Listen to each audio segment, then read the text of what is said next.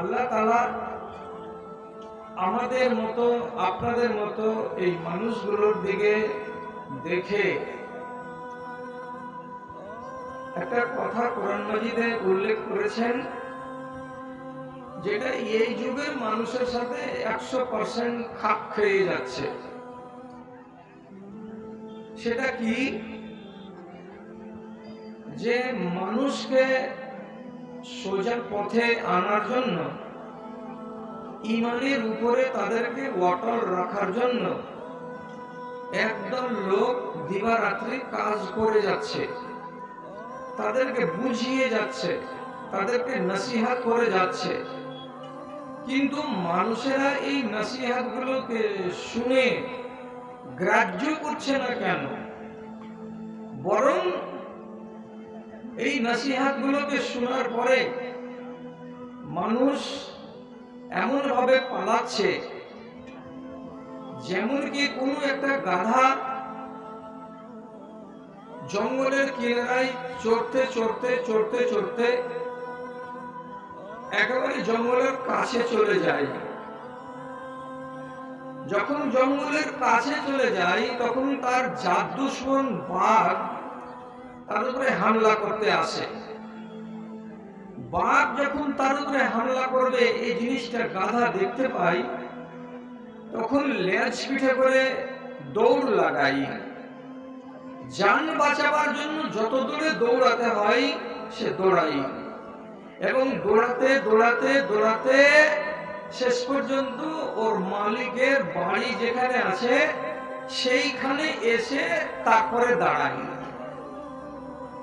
তাহলে লেজ পিঠে করে গাধা যেভাবে পালাই, আল্লাহ কোরআনে সে কথাটাই বলছেন যে এই মানুষগুলোর অবস্থাটা এমন কেন হলো যে এরা দিনের কথা, ধর্মের কথা শোনার পরে একে না মেনে বরং এগুলোকে ফেলে দিয়ে পালিয়ে যাচ্ছে। কিভাবে পালাচ্ছে, কতটা পালাচ্ছে, তো সে কথাটা আল্লাহ তাআলা বলছেন, গাধার পালিয়ে যাওয়ার মতো করে এরা পালাচ্ছে। অর্থাৎ এরা এই কথাগুলোকে পাত্তা দেয় না, কথাগুলোকে মানে না, কথাগুলোকে গ্রাহ্য করে না। কোরআনের এই আয়াতটা আজকের জমানার মানুষের সঙ্গে খাপ খেয়েছে কিনা তা এখন আপনার সামনে জিজ্ঞাসা। কোন একটা মসজিদ এমন আছে যে মসজিদে সুদের ওয়াজ মাওলানারা শোনায়নি? কোন একটা এমন জামে মসজিদ দেখাতে পারবেন যে মসজিদে মাওলানা সাহেবরা মদের ওয়াজ করেননি? বলতে পারবেন কোন একটা জুমা মসজিদ এমন আছে যেই জুমা মসজিদে মাওলানা সাহেবরা আপনাদেরকে হারাম খেতে নিষেধ করেননি? নিশ্চয়ই শরীয়তের কোন কথা আপনাদের কাছে পৌঁছিতে বাদ নাই। কেন নাই? বছরে আমি আপনি 52টা জুমার খুতবা শুনি, হিসেব আছে? 52টা জুমার খুতবা এক বছরে। একটা জুমার খুতবা আমাদের আহলে হাদিসের মহলে আধা ঘন্টা করে হয়।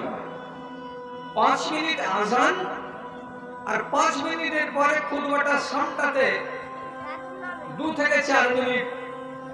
তো কমসে কম আপনি একটা জুমাতে 20 থেকে 25 মিনিট ওয়াজ শুনেন। তাহলে সারা বছরে আপনাদের মতো মানুষগুলোকে শুধু সোজা পথে রাখার জন্য আপনাকে কতটি ওয়াজ শোনানো হলো? 26 ঘন্টা ওয়াজ শোনানো হলো। সুবহানাল্লাহ। তারপর 2 ঈদের মাঠে ইমাম সাহেব কম করে হলেও আধা ঘন্টা করে 1 ঘন্টা ওয়াজ আপনাদেরকে শোনান। আজকে এখানে মহিষপুরে জলসা, আবার আপনি জানেন ভালো করে যে হয়তো এরপরে কাঁচরে জলসা হবে, বরগাছিতে জলসা হবে, রসাখোয়াতে জলসা হবে, আর অন্যান্য জায়গাতে জলসা হবে। আপনারা সেই জায়গাগুলোতে জলসা শুনতে অনেকেই যান, বছরে যদি আপনি 4টা জালসা শুনেন, তাহলে এক একটা জালসাতে গিয়ে যদি আপনি 4 ঘন্টা সময় কাটিয়ে থাকেন, তাহলে 16 ঘন্টা আপনার বয়ান শোনা হলো। তাহলে এদিকে পেলাম জুমার খুতবা থেকে 26 ঘন্টা, আর ওখানে পেলাম ঈদের খুতবা থেকে 1 ঘন্টা, তো 27 ঘন্টা, আর এখানে আবার পেলাম আমি 15 থেকে 16 ঘন্টা। তার মানে কি 44 ঘন্টা 46 ঘন্টা সারা বছরে আমি শুধু কোরআন আর হাদিসের ওয়াজই শুনলাম। কোনটা মানা, কোনটা ছাড়া, কোনটাকে মৌলানারা ধরতে বলেছেন, কোনটাকে মৌলানা সাহেবেরা ছাড়তে বলেছেন। কিন্তু এখন দেখার বিষয় হলো আমার এই জাত ভাইদের দিকে এতটি ওয়াজ শোনার পরে আপনার অবস্থাটা কি? মদ কি দেশ থেকে উঠে গেছে? উঠেনি, বরং আরো দিনের দিন বেড়েই যাচ্ছে মদ খাওয়া। সুদ কি আমাদের মজলিস থেকে উঠে গেছে, গ্রাম থেকে উঠে গেছে? উঠে যায়নি, বরং সুদ আরো দিনের দিন বেড়েই যাচ্ছে। আপনি বলুন, 20 বছর আগে আমাদের দেশের নারীরা যতটুকু পর্দা নিয়ে চলতো, আজকের জামানায় আমাদের দেশের গ্রামে গঞ্জের মা বোনেরা সেই তুলনায় কি পর্দানাসীন হয়ে আছে, না তাদের পর্দা কমে গেছে? আপনি উত্তর আমাকে দেবেন হালে হালে, কানে কানে দিবেন, না মৌলানা সাহেব, মা বোনদের পর্দা আগের মতো নেই। না মৌলানা সাহেব, আমাদের গ্রামের মদখোরের সংখ্যা দিনের দিন বাড়ছে, সুদখোরের সংখ্যা দিনের দিন বাড়ছে, অন্যায় অবিচার বাড়ছে। আপনি এই সাথে সাথে জবাব দেন, সবই যদি বাড়লো, তাহলে আপনার মসজিদের ভিতরে নামাজির লাইন এবং নামাজির সংখ্যা 20 বছর আগে যে কোনো মসজিদে 2 লাইন 3 লাইন করে নামাজি হতো। আজকের জামানায় সুদ বাড়লো, মদ বাড়লো এবং রাড্ডিবাজি বাড়লো, বেহায়াই বেড়ে গেল, হারামখোরি বেড়ে গেল, তো মসজিদের লাইন বেড়েছে? মসজিদের লাইন তো বাড়েনি। তাহলে মসজিদের লাইন বাড়ছে না, বাদ বাকিগুলো বেড়ে চলে যাচ্ছে। এর মানেটা হলো এই, আল্লাহর কোরআন যে কথাটা বলেছে কথাটা ঠিক। ফামা লাহুম আনিত তাযকিরাতি মুরিজিন কাআন্নাহুম হুমরুন মুস্তানফিরা ফাররাত মিন কাসওয়ারা। অবস্থাটা সেই গাধার মতো, যেই গাধা জান বাঁচাবার জন্য লেজ পিঠে করে পালায়। তেমনি বর্তমান জামানার মানুষেরা ধর্মের কথা শুনে ধর্মকে ওখানে রেখে দিয়ে উল্টো পিঠে হাঁটা দেয়। শুনে সারা রাত কান লাগিয়ে এবং দেখে মৌলভী সাহেবের দিকে, কিন্তু কথাগুলো তাদের মগজে ঠাঁই পায় না, মগজ থেকে খুব তাড়াতাড়ি বের করে দেয়। এখন পরিস্থিতিটা কি দাঁড়িয়েছে জানেন? আমি নয়, শুধু আপনাকেও বলছি, আপনি এমন কোন জায়গা চলে যান যে জায়গাটাতে আপনি জীবনে কোনোদিন যাননি, এমন একটা জায়গা, এমন একটা গ্রামে যান, ত্রিমোহনীতে দেখবেন দোকান লেগে আছে, আর আপনি জানেন যে এই এলাকাটা মুসলমানদের এলাকা। আপনি ওই চায়ের দোকানে সকাল 8টার সময় চা খাওয়ার জন্য যাবেন, তো মুসলমান হিসাবে আপনি কি করবেন? কমসে কম ওইখানে গিয়ে আপনাকে তো সালাম দিতে হবে, বলতে তো হবে আসসালামু আলাইকুম। তো আমি অথবা আপনি, এখন পরিস্থিতিটা এত খারাপ হয়েছে, মনে মনে ভাবছি চায়ের দোকানে গিয়ে একটাও লোকের চেহারা দেখে বোঝা যায় না যে এই লোকটা মুসলমান আছে, কাজে আমি সালাম দিই। কেন যে হতে পারে, আল্লাহ না করে, যে এখানে মেজরিটি কাদের আছে? গায়ের মুসলিমদের আছে। তো আমি কি জন্য গায়ের মুসলিমকে সালাম দিতে যাব? জমানাটা তো খুব খারাপ। যদি সালাম দিই তো কাকে দিব? তো মুসলমান ভাইরাকে দিব। সাহস করে সালাম দিতে পারি না, কেন যে ওই দোকানটাতে যত লোক বসে আছে সন্দেহ তৈরি হচ্ছে যে এগুলো মুসলমান না মুসলমান নয়। আপনি বলবেন কেন? রাসূলুল্লাহ বলছেন, আল মুসলিমু কাশামাশিমাতে মুসলমান হলো তিলের জাত। তিল কাকে বলে? আপনার চেহারায় কোনো জায়গায় দেখবেন একটা কালো মুহাসা, একটা কালো দাগ লেগে আছে, এটাকে কি বলা হয়? তো তিল বলা হয়।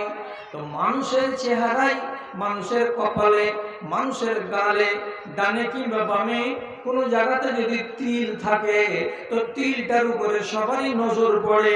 তিলটাকে লুকানো যায় না, তিলটাতে মানুষের সৌন্দর্যকে বাড়ায়।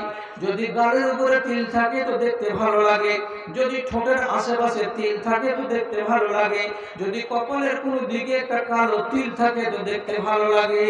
তো তিলকে যেমন লুকানো যায় না, তেমনি নবীজি বলছেন মুসলমান যেখানেই থাক না কেন, মুসলমানের ইসলামকে কোনোদিন লুকানো যাবে না,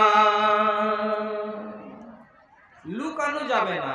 আপনার কাছে তিল আছে, ওই তিল, এই তিলের মানে কি? রাসূলুল্লাহ বলছেন ওর কাছে আমার সুন্নাত আছে। কেমন সুন্নাত? কেমন সুন্নাত? একটা মুসলমান যদি সাবালক হয়ে যায়, তার চেহারাতে সুন্দর দাড়ি বেরিয়ে আসবে, ছোট ছোট দাড়িগুলো অল্প অল্প অল্প অল্প বেরিয়ে এসেছে গালে, চিবুকের উপরে।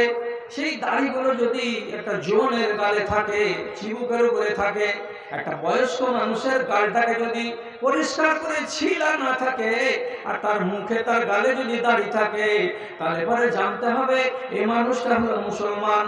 আর আপনার গায়ে, আপনার চেহারায় যখন আমি তিল দেখতে পাবো, তখন আমি মনে মনে বলবো এটা আমার জাত ভাই, এটা মুসলমান।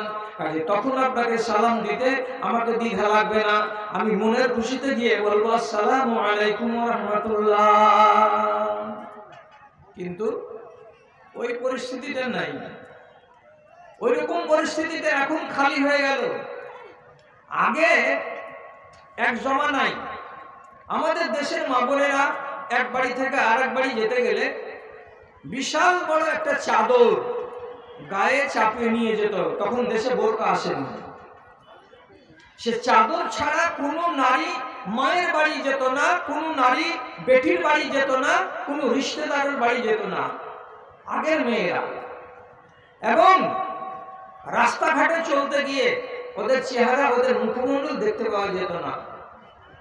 আজকের দিনে আপনি দেখেন তো, ইল্লা মাশাআল্লাহ গ্রামে দেখবেন যে মহিলারা মহিলা মাদ্রাসাতে লেখাপড়া করছে, হয়তো তারা কালো বোরকা পরছে, তাদেরকে বাদ দিয়ে বয়স্ক যারা মহিলা, যারা দুটা চারটা পাঁচটা ছেলের মা, তারা এখন মায়ের বাড়ি যাক, ভাইয়ের বাড়ি যাক, বেটির বাড়ি যাক, কুটুম বাড়ি যাক, এরা পর্দার ধার ধারে না। এরা নিজেদের মুখটাকে খুলেই রাখছে, আর নিজেদের চেহারাকে খুলে রেখে অমুসলিমদের মতো করে দণ্ডকিয়ার মনোভাব নিয়ে বাসে বসছে, ট্রেনে বসছে, এবং যেখানে সেখানে গল্পও করছে। তাদের মনে হচ্ছে দেখে যে এরা মুসলমানদের নারী নয়, এরা মুসলমান বাড়ির পরিবারের বউ বেটি নয়। তাহলে জমানাটা কত বদল হয়েছে। এই লোকগুলোকে যখন দেখছি, তখন আমি কি করে বলবো এগুলো আমার জাত ভাই? কওমের এই বদহাল দেখে, কওমের এই বদহাল দেখে মনে লাগে কত ব্যথা।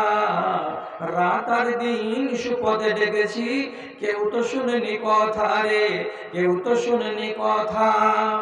ভাই বলে এদের পরিচয় দিতে মাথা হেঁট হয় লাজে,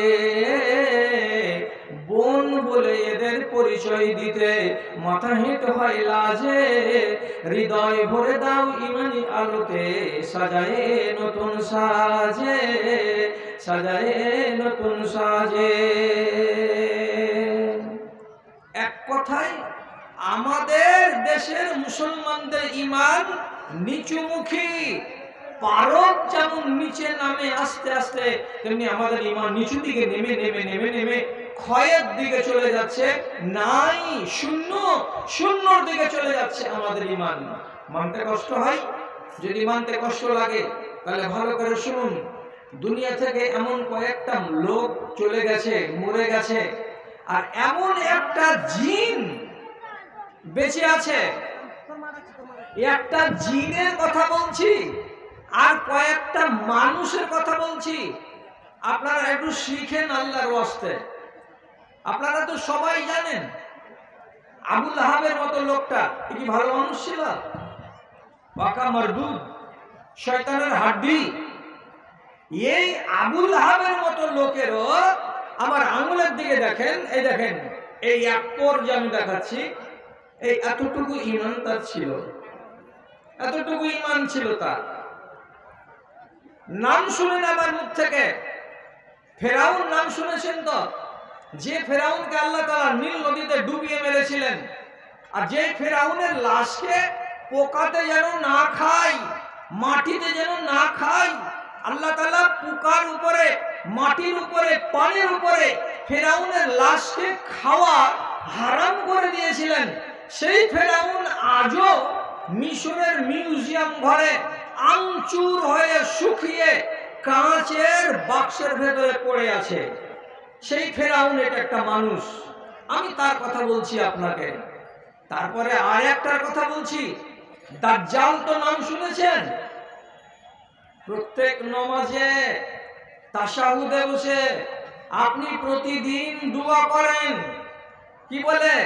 অনাউযু বিকা মিন ফিতনাতিল মাসিহিদ দাজ্জাল। যেই দাজ্জালের হাত থেকে আপনি পানা চাইছেন আল্লাহ রাব্বুল আলামিনের কাছে, সেই দাজ্জালের কথা বলছি। এটা একটা আকৃতিতে মানুষ, আর একটা জিনের কথা বলছি। সেই জিনটার নাম হলো ইবলিস, যাকে আমরা অন্য ভাষাতে বলি শয়তান। এদেরও এতটুকু করে ঈমান আছে। এই ঈমানে ওরা নাজাত পায়নি, পাবে না। আমার দেশের মুসলমান ভাইয়েরা যদি ও নিজের বেটির হককে, জমিকে মেরে দেয়, দেওয়ার পরে বলে আমার নাম আলহাজ এলাহি বিশ্বাস, তো এই আলহাজকে আল্লাহ তাআলা দেখতে রাজি আছেন? যদি এই দেশের একটা মানুষ এমন হয়, নওজোয়ান ছেলে শ্বশুরের কাছে টাকা না নিতে গেলে বিয়ে করবে না, তাহলে কি রাসূলুল্লাহর যুগের যত যুবক সাহাবী ছিল, এই যুবক ছেলেগুলোর মতো কি কুলাঙ্গার ছিল না? তারা নিজের আহলিয়াকে পকেট থেকে মোহরানা গুনে দিয়েছিল। এরা পকেট থেকে মোহরানা গুনে না দিয়ে উল্টা শ্বশুরের কাছ থেকে মোহরানা আদায় করে নিচ্ছে লাখ 1.5 লাখ টাকা, তাছাড়া বিয়ে করে না। তাহলে এর ঈমানটা গেছে কোনখানে? যদি আমার এই গ্রামের 90% লোক হারামকে হারাম বলে না, কোনটা ব্যবসা হালাল আর কোনটা ব্যবসা হারাম, মিথ্যা কথা বলে গরু বিক্রি করা, মিথ্যা কথা বলে ছাগল বিক্রি করা, মিথ্যা কথা বলে পানি মিশ দিয়ে আর ধতরবাজি ছতরবাজি করে আনাজকে, শস্যকে বিক্রি করা, এইভাবে যারা ধোঁকা দেয়, এই মুসলমান সেও আবার নিজেকে বলে আমি মুসলমান। যে মানুষটা টাইমলি নামাজ পড়ে না, যদি পড়ে তো হক্তি নামাজ জুমার দিন, আর যদি পড়ে তো বর্ষি নামাজ ঈদের দিন, আর যদি পড়ে তো কেউ মারা গেল তো তার জন্য জানাজাতে দাঁড়িয়ে বিনা সিজদা বিনা রুকুর একটা নামাজ।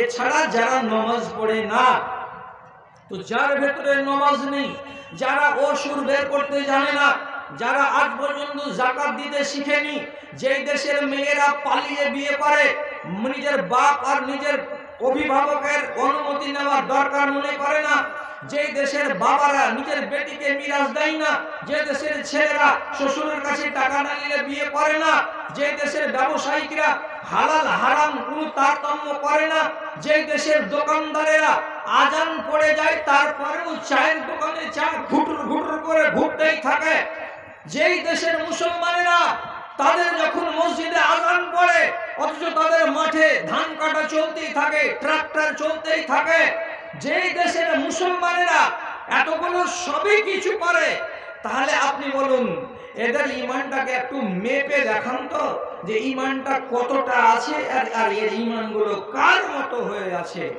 আপনি দেখবেন আপনার ঈমান কমতে কমতে কোন জায়গাতে গেছে।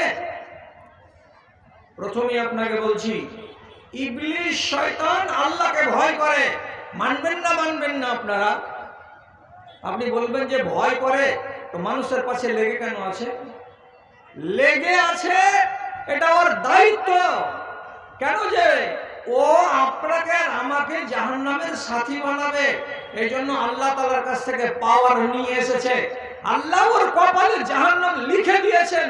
তখনই রাগ করে বলেছিল, হে আল্লাহ, আদমের কারণে যখন আমাকে জাহান্নাম যেতেই হবে, জান্নাত থেকে যখন আমি বেরিয়ে গেলাম, তখন আদমের বেটা বেটিদেরকে গুমরাহ করে উল্টা পাল্টা বুঝিয়ে আমি ওদেরকে জাহান্নামের সাথী বানাবো, এই কাজ হলো আমার। এই জন্য সে এই কাজ করে যাচ্ছে, কিন্তু ওর অন্তরের ভেতরে ভয় আছে। আপনি মিলান, ইবলিস শয়তানের সমান ভয় আপনার অন্তরে আছে কিনা এটা দেখাবার জন্য বলছি আপনাকে।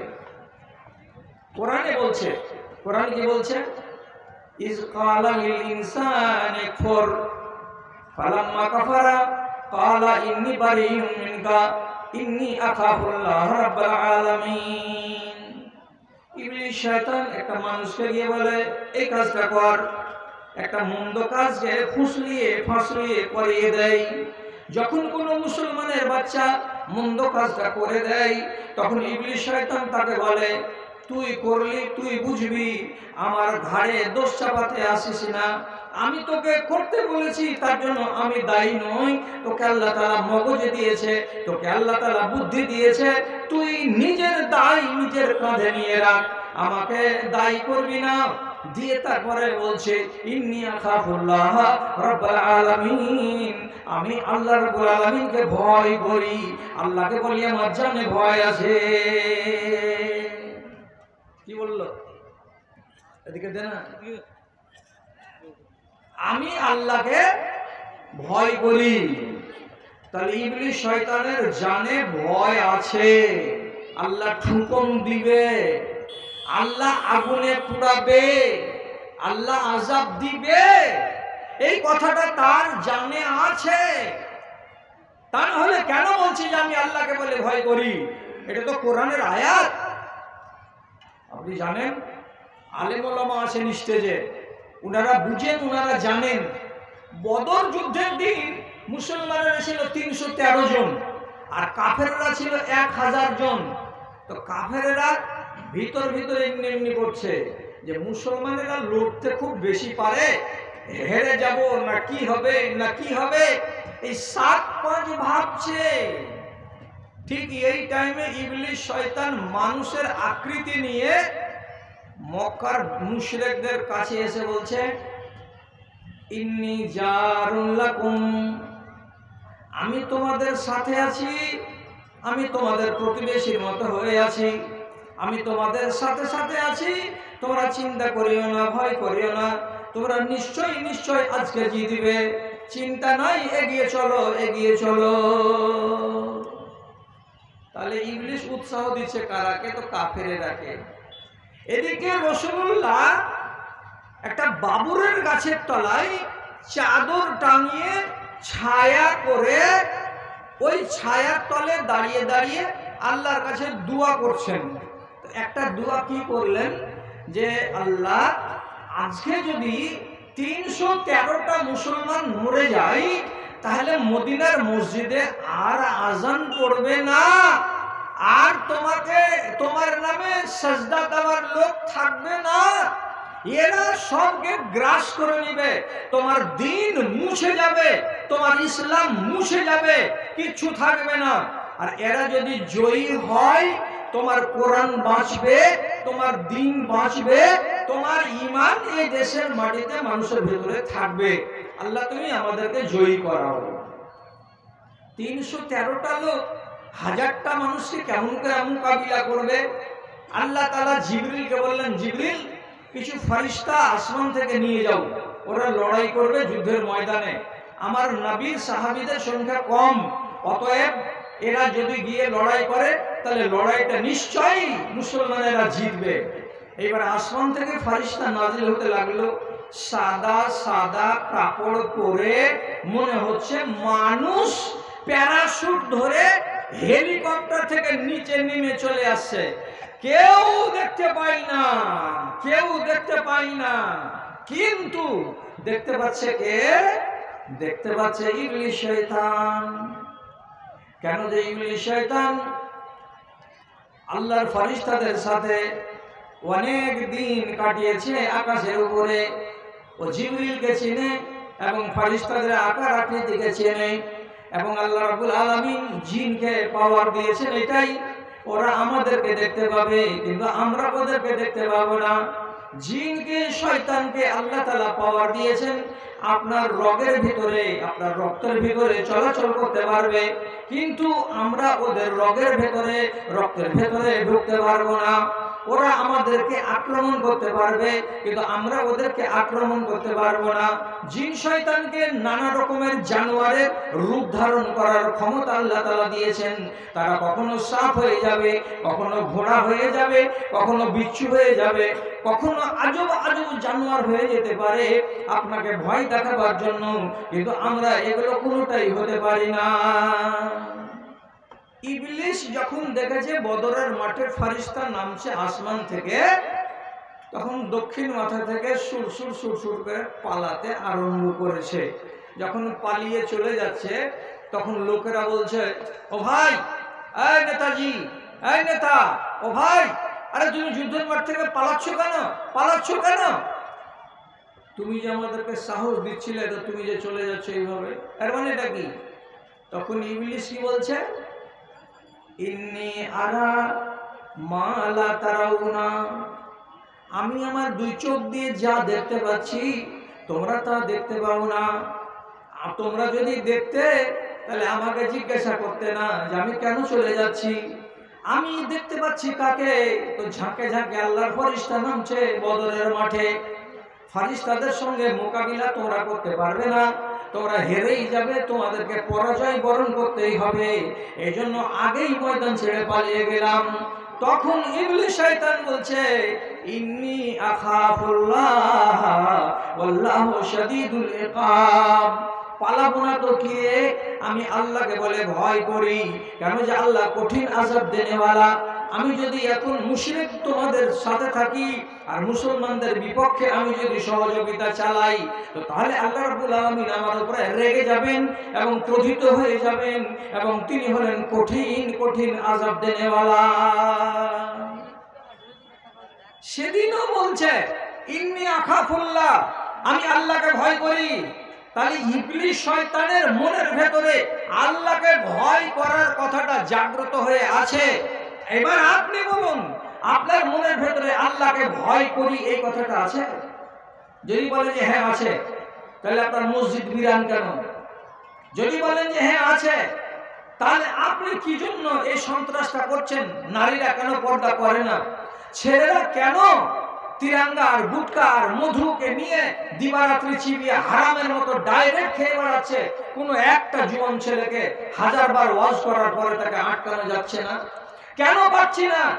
কোনো একটা নওজওয়ান ছেলেকে তোমার কানে যদি হারামের আওয়াজ যায়, হারামের আওয়াজ যায়, আল্লাহ তাআলা কোরআনে বলছেন কি, ইন্না সামআ ওয়াল বাসারা ওয়াল ফুআদা কুল্লুন উলাইকা কানা আনহু মাসউলা, তোমার মুখকে প্রশ্ন করা হবে কিয়ামতের দিন, তোমার কানকে জিজ্ঞেস করা হবে কিয়ামতের দিন, তোমার চোখকে জিজ্ঞেস করা হবে কিয়ামতের দিন, কি তুমি দেখেছিলা, কি কানে শুনেছিলা, কি তুমি মুখে ভরেছিলা, এগুলো জিজ্ঞেস করা হবে। তাহলে কি তোমার সামনে কোরআনের কথাগুলো কোরআনের কথাগুলোর কোনো দাম নেই? এবার যদি দাম না থাকে তোমার নজরে, তার জন্য তো তুমি সারা দিন লেবারি করছো। দিল্লিতে আর বোম্বাইতে 10 তলা বিল্ডিং এর লেবার, কেউ পাইলিং এর কাজ করছে, কেউ গাড়া আর কেউ সিমেন্ট ঘাটছে, কেউ বালু উঠাচ্ছে, কেউ ইট সাজাচ্ছে।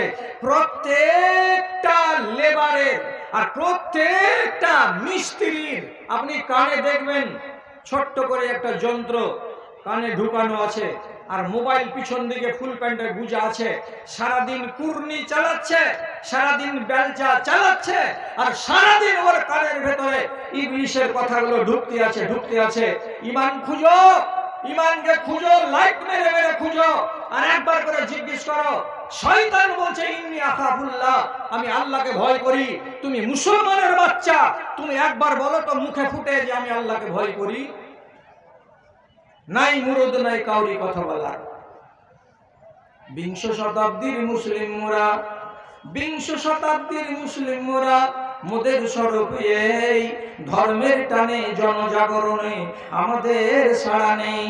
আমাদের মাঝে কোরআন রয়েছে, হাদিস রয়েছে, তাও আমাদের মাঝে কোরআন রয়েছে, হাদিস রয়েছে, তাও আলেম বকিছে দিন দিন করে, মুমিন দেখিতে পাও রে, মুমিন দেখিতে পাও। কত মাওলানা কবরে চলে গেল ওয়াজ করতে করতে, চোখের সামনে দেখেননি? মাওলানা মুসলিম রহমানী কে দেখেনি? এখানকার লোক চলে গেছেন কবরে। মাওলানা আব্দুল সত্তার রহমানী ওয়াজ করতে করতে কবরে চলে গেছেন।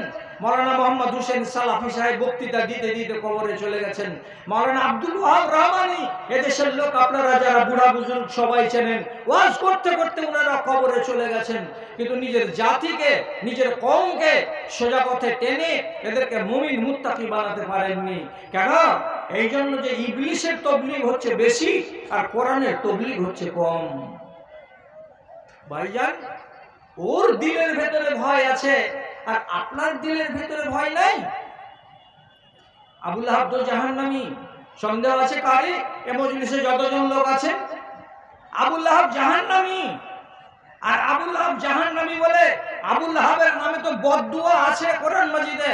আপনারা যারা যারা নমাজি তারা তারা তো সূরা লাহাব পড়েন। কি আছে কোরআনে? তাব্বাত ইয়াদা আবি লাহাব, আবি লাহাবের দুখান হাত মাটিতে ঢুকে যাক। আল্লাহ এত বড় বদদুয়া দিয়েছেন। কতদিন ধরে চলছে এই বদদুয়াটা? আজকে 1450 বছর হতে চললো। কতটা লোক বদদুয়া দিচ্ছে? সারা পৃথিবীর মাটিতে 209টা কি 8টা কান্ট্রি আছে। সারা দুনিয়ার যে কোনো কান্ট্রিতে মসজিদ আছে, আর 10টা 5টা করে হোক আর 20টা করে হোক, প্রত্যেক টাইমে নামাজি মসজিদে যাচ্ছে, নামাজ আদায় হচ্ছে। প্রত্যেকটা মসজিদে যে কোনো নামাজি 2টা 4টা তাব্বাত ইয়াদা পড়ছেই পড়ছে। তাহলে এই সিলসিলাটা সারা দুনিয়া ব্যাপী চলছে। কতদিন ধরে চলছে? তাহলে রাসূলুল্লাহর যুগ থেকে নিয়ে আজ পর্যন্ত 1450 বছর ধরে আবু লাহাবের হাত মাটিতে ঢুকে যাক, আবু লাহাবের হাত বরবাদ হয়ে যাক বলে এই বদদুয়া চলতে আছে। এত বড় জালেম কি জান্নাত পাবে? জান্নাত পাবে না। অথচ তার দিলের ভিতরে রাসূলুল্লাহর উপরে কতখানি বিশ্বাস ছিল, এটা আল্লাহর নবী, এই কথাটা তার অন্তরে কত শক্ত হয়ে গেঁথেছিল। আপনি আন্দাজ করে দেখুন যে আপনার অন্তরে এতটা শক্ত হয়ে গেঁথে আসে না নাই। আবু লাহাবের একটা বেটার নাম হলো ওতবা। ওতবা রাসূলুল্লাহর একটা বেটি তার কাছে ছিল, বিয়ে হয়ে। আবু লাহাব নিজের বেটাকে বলছে, দুশ্মনের বেটিকে বাড়িতে রাখা যাবে না, জলদি হাঁকা। যদি না বাদ দিবি, তালাক না দিবি, তাহলে তোকে বেটা বলে মানবো না, তুই আমাকে বাপ বলবি না। বাপের সামনে বেটা কি আর টিকতে পারে? যে নেতা, মক্কার এত বড় তাবড় নেতা। আবু লাহাব যখন বেটাকে বলল, নবী মুহাম্মাদের মেয়েকে এখান থেকে ভাগিয়ে দে, ওতবা কি করলো? রাসূলুল্লাহর সামনে গেল, এটা মক্কার কথা। আর যাওয়ার পরে বলছে, এই তুমি আমার বাপকে অপমান করেছ। কি অপমান করেছি? বলছে মুসলমানেরা একটা কথা পড়ছে, এটা কোরআনের কথা, তো যতদিন কোরআন থাকবে ততদিন তো আমার বাপের নামে এই কথাটা চলতে থাকবে। কি বলেছ? তাব্বাত ইয়াদা আবি লাহাবিন ওয়া তাব, আবু লাহাবের হাত দুখানা মাটিতে ঢুকে যা। এত বড় অপমানজনক কথা তুমি আমার বাপকে কেন বলতে গেলে? এই রাগের জ্বালাই ওতবা করলো কি, দূরে থেকে রাসূলুল্লাহর মুখের দিকে থুথু চালিয়ে দিল। আর দেওয়ার পরে বলছে, তোর বেটিকে নিয়ে যা, তোর বেটিকে আমার বাড়িতে রাখবো না, তোর বেটিকে অপমান করে লজ্জিত করে বাড়ি থেকে বের করে দিয়েছি, ওই দুশমন তোর বেটি আমার বাড়িতে থাকবে না। রাসূলকে যখন লানতান করে বকলো, তখন আল্লাহ পাকের রসুল এতটি মানুষের সামনে এই লামতান কথাগুলো শুনে মনে মনে দুঃখিত হলেন। আর মানুষের মনে যদি দুঃখ আসে তখন মানুষ আল্লাহকে ধরে না। বেটাতে যদি জ্বালাই খুব বেশি বাপকে, তো বাপ কি বলে, তোকে তো মারতে পারবো না, আল্লাহ তুমি বিচার করিও, বলে না? আপনার আমার শেষ অস্ত্র কি? আল্লাহর কাছে চলে যাওয়া। তো আল্লাহ পাকের নবী তখন বললেন কি, যে তুই তো বড় নেতার বেটা, তোকে ছুঁতে পারবো না, তোকে মারতে পারবো না, তাহলে আমি আল্লাহকে তো একটা কথা বলতে পারবো। সাথে সাথে নবী কি বললেন, আল্লাহুম্মা সাল্লি আলাইহি কলবান মিন কিলাবিকা। এ আল্লাহ, এই যে আমার সামনে আবু লাহাবের বেটা এত অপমানজনক কথা আমাকে বলে দিল, উচ্চবাচ্য করে কথা বললো, আমাকে বেইজ্জত করলো, আমাকে এত লোকের সামনে লাঞ্ছিত করলো, তার জন্য আমি তোমার কাছে দোয়া করছি, হে রব্বে কারীম, এই জালেমটার জন্য তার তকদিরে একটা কুকুরকে নিযুক্ত করে দাও। তোমার দুনিয়াতে হাজার হাজার কুকুর আছে, হাজার কুকুরের মধ্যে থেকে কোনো একটা কুকুরকে ওর জন্য নিযুক্ত করে দাও, যাতে করে তার মরণটা ওই কুকুরের হাতে হয়, যাতে করে ওর মরণটা কুকুরের কামড়েই হয়ে যায়, তাছাড়া যেন এই কুত্তার বাচ্চা দুনিয়া থেকে না মরে। শুনলেন রাসূলুল্লাহ কি বললেন? অনেক কুকুরের মধ্যেকার কোনো একটা কুকুরকে এর উপরে তুমি নিযুক্ত করে দাও, যাতে কুকুরের আক্রমণে এই মানুষের রূপী কুকুরটা মরে যায়। আচ্ছা, একে তো নবী বলে বাপও মানে না, একে নবী বলে তো বেটাও মানে না, আবার এই লোকের জন্য রাসূলুল্লাহ দোয়া করলেন। বেটা বাড়ি গিয়ে নিজের বাপকে বলছে, বাজান, ওর বেটিকে তালাক দিয়ে দিয়েছি, বেটিকে জমা দিয়ে দিয়েছি, আর ওর মুখে থুথু চিটিয়ে দিয়েছি 20-25 জন লোকের সামনে। বাপ তো বগল বাজাইছে, বারে বেটা তুই আমার ধন্য ছেলে রে। তারপরে তখন বলছে, আর কোনো কিছু হয়েছে নাকি রে? তখন বেটা বাপকে বলছে যে, বাজান, রাগের জ্বালাতে এই মুহাম্মদ একটা কথা আমাকে বলেছে। কি বলেছে রে? কি বলেছে? বলছে, আল্লাহুম্মা সাল্লি আলাইহি কালবান মিন কিলাবিকা। এটা আরবি ভাষায় কথাটা, ওরা তো আরবের লোক, একটা একটা করে ভাষা ওরা বুঝে। যেমনি আবু লাহাব কথাটা শুনতে পেল, সঙ্গে সঙ্গে গালে হাত দিল, আর দেওয়ার পরে বলল, কোন ঝামেলাতে পড়লাম রে বেটা? কোন ঝামেলাতে পড়লাম মানে কি? এই কথাটার মানে কি? বলছে, মানে আর বুঝিস না, একটু অপেক্ষা কর, ইন্তজার কর, সাবধানে থাক, সাবধানে থাক। 1 মাস পরে বেটা টাকা পয়সা নিয়ে সিরিয়া যাবে ব্যবসা করতে। মক্কা থেকে দল যাচ্ছে, দল। এই দলের সঙ্গে আবু লাহাবের বেটাও যাবে, এই শয়তান অতবা। তো যখন উট সাজা হয়ে গেছে, ব্যাগ ট্যাগ নেওয়া হয়ে গেছে, তলপি তল্পা সব সাজিয়ে গুটিয়ে নিয়েছে, যখন রওনা দিচ্ছে 20টা লোকের কাফেলা, তখন আবু লাহাব নিজের বেটার কাছে যেয়ে ঘাড়ে হাত দিয়ে কইছে, বেটা রে, ইন্নী লা আশাদ্দুন নাসে খাউফান আলাইকা মিন দুআইহি। আয় বেটা শুন, ওই যে নবী মুহাম্মদ তোর নামে বদদুয়া করে দিয়েছে, তো আমি এত বেশি ভয় করি, আমি এত বেশি ভয় করি ওই লোকটার কথাকে, যে এতটা ভয় সারাটা মক্কাতে কেউ করে না। তোর সম্বন্ধে যে একটা বাজে কথা বলে দিয়েছে নবীজি, কাজে তুই যখন বিদেশে যাবি তো বেটারে খবরদার সাবধানে থাকবি, সাবধানে থাকবি। আমাকে ভয় লাগছে, মুহাম্মাদের কথাটা ভুল হবে না, সত্য হয়ে যাবে। আর যদি তোকে রাস্তাতে কোনো কুকুরে কামড়ে দেয়, তার জন্য আমার ওয়াসিয়ত হলো এই, রাতের বেলায় যখন ঘুমাবি তখন কিনারায় ঘুমাবি না, তোর 24 জন সাথীরা চারিদিকে ওরা গোল হয়ে থাকবে, আর তাদের মাঝখানে তুই ঘুমাবি। বাসন কোসন গুলো, বকচা বাচ্চিগুলোকে সাইডে রেখে দিবি, আর দেওয়ার পরে বকচার আড়ালে ঘুমাবি। সব সময় ডাইরেক্ট সোজা সোজা বাইরের দিকে ঘুমাবি না। কেন যে তোর জীবনটাকে বলে আমার মনটা সব সময় এমনি এমনি করছে, আর মন বলছে তোকে আক্রমণ করে দিতে পারে, আক্রমণ করে দিতে পারে। ওই যে বাজানি এত ভাবনা ভাবতে হয় না, আমি দেখে নিব, ছাড়া। চলে গেল বিদেশে, সিরিয়ার মাটিতে গিয়ে ব্যবসা করতে পায়নি, তার আগে এক মঞ্জিলে রাতের বেলায় বিশ্রাম নিচ্ছে এরা সবকটি সাথী। আর আবু লাহাবের বেটাকে মাঝখানে শুইয়ে রেখেছে, যে আমাদের নেতা, আমাদের গুরু তো বলে দিয়েছেন যে আমার ছেলেকে সবসময় তোরা ঘেরে রাখবি, দেখে রাখবি। কেন যে এর উপরে মুহাম্মদ সাল্লাল্লাহু আলাইহি সাল্লামের বদদুয়া আছে, কাজে কেউ যেন আক্রমণ না করতে পারে। ঘেরেই রেখেছে। রাতের বেলায় সব আপন আপন সিটে গোল হয়ে শুয়ে ওকে যোগানদারিও করছে, আর নাক ডাকিয়ে সবাই ঘুমাচ্ছে। এমন সময় জঙ্গল থেকে একটা নেকড়ে এলো। এটা কুকুর থেকে একটু বড়, আর বাঘ থেকে অনেকটা ছোট। আল্লাহ পাকের রাসূল মুখে বলেছিলেন কালবুন মানে কুত্তা, কিন্তু এর অর্থ হলো কি 4 পায়ের জানোয়ার।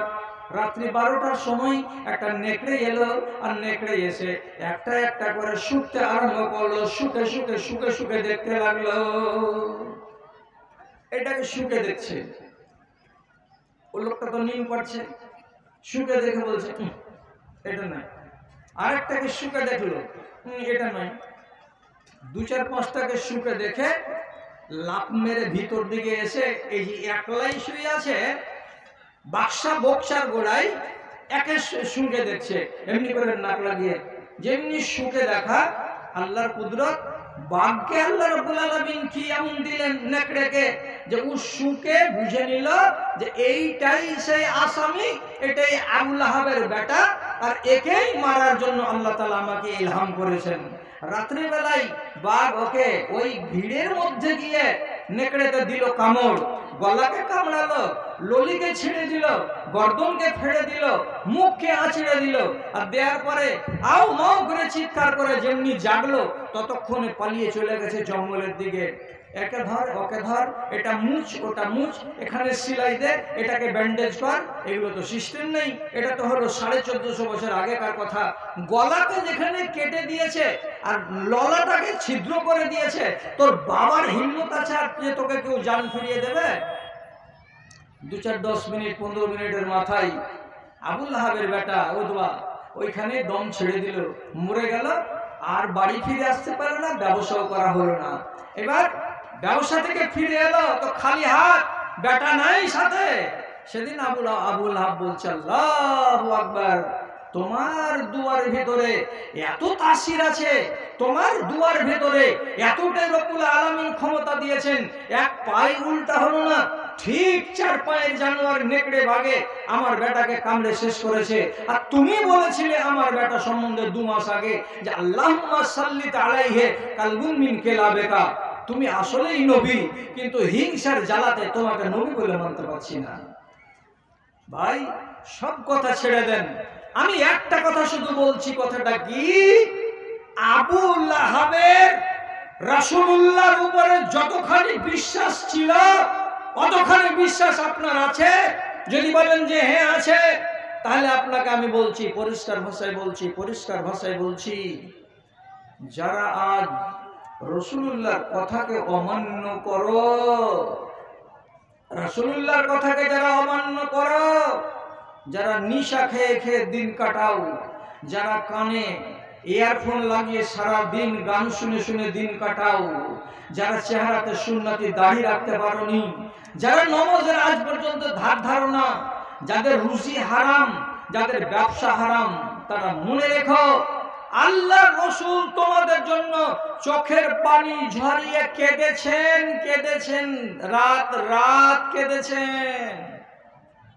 আবার ওই নবী তোমাদের মতো মানুষগুলোর বিরুদ্ধে কিয়ামতের দিন আল্লাহ তাআলার কাছে অভিযোগ দায়ের করে দেবেন। তুমি জানো না? জানো না?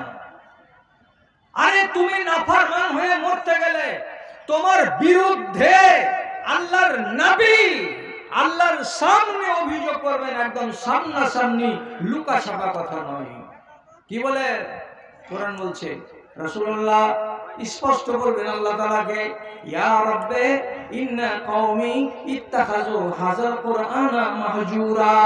এ আল্লাহ, এইটা হলো আমার উম্মতি, অথচ আমি উম্মত বলে একে ডাকি না, আমি একে উম্মত বলে দাবি করি না। কেন? আমার উম্মত হতে গেলেও এরা তোমার কোরআনকে পরিষ্কার ভাবে দিবালোকে ছেড়ে বসেছিল, কোরআনের সাথে এদের কোনো সম্পর্ক ছিল না, এরা কোরআনকে পাত্তা দিত না, কোরআনকে এরা মানত না। কাজে যারা কোরআনকে মানেনি, কোরআনের সাথে যাদের সম্পর্ক নাই, এরাকে আমি উম্মতি বলে মানি না। অতএব তুমি এর বিচার করে নাও। আল্লাহ তাআলা আপনাকে উম্মতি বলে, আল্লাহ পাকের নবী আপনাকে উম্মতি বলে কবুল করবেন না, গ্রহণ করবেন না, তাহলে চিন্তা করুন তো কিয়ামতের ময়দানে আপনার কতটা দুর্দশা হবে ভাইয়া। এতটুকু নেই, এটুকু ঈমানও আপনার ভিতরে নেই, এতটুকু বিশ্বাসও নেই যেটুকু কাফেরের ভিতরে রাখা আছে। আরে রাসূলকে মানে না, এটা তো জেদ, এটা তো আর হিংসা। আপনার কি হিংসা আছে যে আপনি রাসূলকে মানেন না, আল্লাহর কথাকে মানেন না? জি, ফেরাউনও ঈমান এনেছিল শেষ বয়সে, শুনেছেন না শুনেননি? জানেন না? জানেন না? যখন ডুবতে লাগলো নীল নদীতে, যখনই পানিতে চারিদিক থেকে রাস্তাকে বন্ধ করে দিল, তো এপার থেকে ওপার যাচ্ছিল মুসা নবীকে তাড়া করবার জন্য। তো ওই টাইমে যখন দেখলো যে আল্লাহ এখন তো মরবো, এখন তো পানিতে ডুবতে শুরু করেছি, তো ডুবার কালে ফেরাউন কি বলছে, হে আল্লাহ, হে আসমানের মালিক আল্লাহ, আমি এতদিন আল্লাহ ছিলাম মিশরের লোকের জন্য, আমি আল্লাহ বলে এসেছি নিজেকে, আমি আল্লাহ, আমি আল্লাহ, আমি আল্লাহ, কিন্তু আজকে আমি আল্লাহ ছেড়ে দিলাম, আজকে আমি আল্লাহ দাবিটাকে ছেড়ে দিলাম। আজকে তুমি কি বলছে, আমি একটা সাধারণ মানুষ, আমি আল্লাহ নই। আর দিয়ে কি বলছেন, আমানতু বিল্লাযী আমানাত বিহি বানু ইসরাঈল, আমি ওই আল্লাহর উপরে ঈমান আনছি যে আল্লাহর উপরে বনি ইসরাঈলেরা সবাই ঈমান এনেছে। তার মানে মুসা নবীর কওমেরা যে আল্লাহকে মানে, আমিও ফেরাউন সেই আল্লাহকে মানছি, সেই আল্লাহকে আমি বিশ্বাস করছি বলে নিজের ঈমান প্রকাশ করতে বসেছে। আল্লাহ রাব্বুল আলামিন সাথে সাথে বলছেন, জিবরাইল যাও, তাড়াতাড়ি করে যাও, এই শয়তানের মুখে কাঁটা ভরে দাও, আর বেশি কথা যেন বলতে না পারে। যদি আরো দুবার করে, তিনবার করে, চারবার করে আমার সামনে আজিজি করে, ইনকিসারি করে, কাঁদে আর আল্লাহকে মানি, আল্লাহকে মানি বলে, তাহলে আমি হয়তো গাফুর রহিম, ওকে মাফ করে দেব, ওর মতো জালেমকে মাফ করা যাবে না। কাজে বেশি কথা যেন তার মুখ দিয়ে আর না বের হয়, তার আগে আগে ওর মুখের ভেতরে কাঁটা ভরে দাও। জিবরিলে আমি তার মুখের ভেতরে কাঁটা ভরে দিলেন, তারপরে আর একটাও শব্দ বের করতে পারলো না, আর ওই হারাতেই নীল নদীর পানিতে ডুবে মরে গেল। আল্লাহ রাব্বুল আলামিন বলছেন, তুই যে ডুবে মরে গেলি, তা আমি কি করলাম, নুনাজ্জিকা বিবাদানিকা, তোর দেহটাকে আমি জিন্দেগিতে কোনো পোকাকে খেতে দেব না, পানিকে খেতে দেব না, আমি কোন সমুদ্রের জানোয়ারকে খেতে দেব না, মাটিতে খেতে পারবে না। কেন? লেনাজ আলাকা আয়াতান লিমান খালফাকা, তুই যতদিন এরকম হয়ে থাকবি, তোর পরে দুনিয়াতে যত মানুষ আসবে, যত মানুষ আসবে, সবাই তোকে দেখবে আর জ্ঞান পাবে। এটাই হলো মরদুদ, এটাই হলো জল্লাদ, যে নিজেকে আল্লাহ বলেছিল আর আল্লাহ বলার সত্ত্বেও সে নিজেকে বাঁচাতে পারেনি। অতএব দুনিয়ার মানুষেরা তোকে দেখবে আর জ্ঞান পাবে, তোকে দেখবে আর শিক্ষা পাবে। এই জন্য আমি তোকে অমনি করে রাখবো। দেখবেন ফেরাউনকে, দেখবেন আপনার কাছে তো বড় মোবাইল নাই, আপনার বেটার কাছে আছে, আপনার পোতার কাছে আছে। যদি বেটার কাছে থাকে, পোতার কাছে থাকে, আল্লাহর কসম খেয়ে বলছি আপনাকে, আপনার বেটাকে এই জালসা থেকে উঠে গিয়ে রাতের বেলায় তো হবে না, সকাল বেলা বলবেন, মাহবুব আমাকে একটু ফেরাউনের লাশটা দেখে দিত বেটা। খালি বড় মোবাইলের সামনে আপনি গুগলকে টিপে এমনি করে মুখ দিয়ে আওয়াজ করে বলবেন ফেরাউন ফেরাউন, যদি দুবার খালি ফেরাউন বলেন কিংবা যদি বলে ডেড বডি ফেরাউন ডেড বডি, ফেরাউনের মরা লাশ দেখাও ফেরাউনের মরা লাশ দেখাও, সঙ্গে সঙ্গে আপনার অ্যান্ড্রয়েড মোবাইলের ভেতরে দেখবেন ফেরাউন কাঁচের বাক্সের ভেতরে দাঁত এমনি করে হাত এমনি করে পাঁচ ট্যাংটাকে ছেড়ে ওর গায়ে মাংস লেগে লেগেই আছে, মাংস এখনো ক্ষয় হয়নি, হাড্ডি কিছু দেখায়নি, কাঁচের বাক্সতে পড়ে আছে। ভাইজান, এত বড় জাল্লাদ, আল্লাহর দুশমন, সে মরার কালে কি বলছে? আমি আল্লাহর উপরে ঈমান আনলাম। ঈমান তখন কবুল হবে না। আপনি তো ফেরাউন নন, আর আপনার আকীদা তো ফেরাউনের মতো নয়। আপনি তো মুসলমানের ঘরে জন্মেছেন, আপনি তো এক আল্লাহকে বিশ্বাস করেন, কিন্তু আপনার চরিত্রটা খারাপ যে আপনি ঈমানি জিন্দেগি কাটাতে পারেন না। আপনার কাছে হার মেনে গেছে ইবলিস শয়তান, ওর জানে ভয় আছে, তো আপনার জানে ভয় নাই। আপনি কি কোনটা ওয়াজ করলে আপনার জ্ঞান হবে? আপনি দয়া করে আমাকে বলেন তো, তাহলে আপনার সামনে ওই ওয়াজটাই করব যে ওয়াজটাতে আপনার জিটাতে আপনার মনটাতে ভয় তৈরি হবে। ভয় তৈরি হয় না তো? তো জান না, আমি একবার যে কয়েকটা কথা বলছি, কথাগুলোকে একটু কান লাগিয়ে বা মন লাগিয়ে শুনো না। তোমার দিলটা বড় শক্ত হয়ে গেছে, তাই তো? দাদাকে বলে ভাবো, দাদাকে দেখেছ? হ্যাঁ দেখেছি। দাদার চেহারা মনে আছে? আছে। দাদার বাঁকা লাঠিখানা কিংবা তার পরনের কোনো জামা বা কাপড় তোমার ঘরের ভেতরে আছে? কেউ রেখেছ? যদি তোমার বাপ মরে গিয়ে থাকে, তো বাপের পায়ের চটিগুলো বাড়িতে আছে? বাপের ব্যবহার করা চাদর কিংবা লাঠি কোনো জিনিস আছে তোমার বাড়িতে? যদি থাকে, তোমাকে বলছি, যদি থাকে তো জিনিসগুলো বের করে একবার দেখো, দেখে মনে মনে বলো, ইস, এই লাঠিখানা হাতে করে আমার বাপ বেলা 10টার সময় বের হতো, আর জমির আল কিয়ার গুলোকে দেখে